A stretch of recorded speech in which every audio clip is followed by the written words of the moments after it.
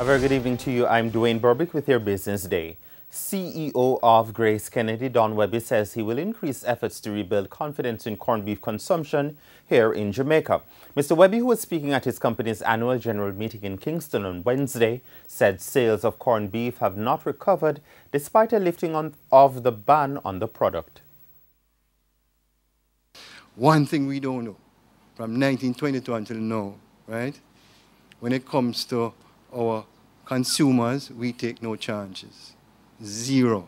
If there's even a slight doubt that there's something wrong with our products, it's off the market.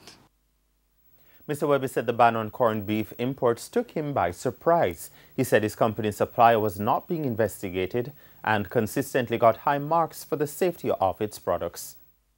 It's going to be a huge uphill task for us at Grace Kennedy to build back the market because the sales has fallen off significantly. So we have a lot of work ahead of us to build back the confidence to rebuild our corned beef market. Grace Kennedy sells 70% of the corned beef in Jamaica, so a significant decline for that company means a significant decline for the entire market. Corned beef imports were banned on April 20 on concern that some suppliers were producing products not fit for human consumption. The ban was lifted on May 1 when suppliers of the product to Jamaica proved their products were safe. In the meantime, Mr. Webby says he has managed to expand the sales of his food products in the United States through Walmart.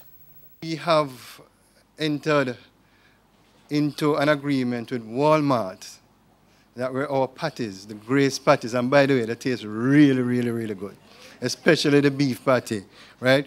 We're getting into 240 stores in Walmart, 240 stores, Atlanta, Florida, and New Jersey. Mr. Webby says he will be looking to grow the food side of the business this year through acquisitions both inside and outside Jamaica. Currency trading ended today with the US dollar selling for $130.07, a fourth straight day of declines. The Canadian dollar is going for $97.09. The pound sterling costs $168.16, while the euro, that now costs $148.04. Jamaica's exports showed impressive growth over the first 2 months of the year. Exports in the period were valued at $220 million US, up 23%. Imports rose as well, due mainly to higher oil prices. The government has released information showing that the strong revenue performance from the last fiscal year carried over into the current year. Latest data show that in April, the revenue target was exceeded by $218 million. Expenditure was also down. The result was that the primary surplus was $815 million higher than was budgeted. The primary surplus is used in Jamaica's budget to make debt repayments. And trading on the Jamaica Stock Exchange ended today with the main JC Market Index down more than 620 points, while the Junior Market Index gained 12. The winners of the day included Access Financial, Derriman Trading, Grace Kennedy, the JMB Group, the NCB Financial Group, and the Scotia Group.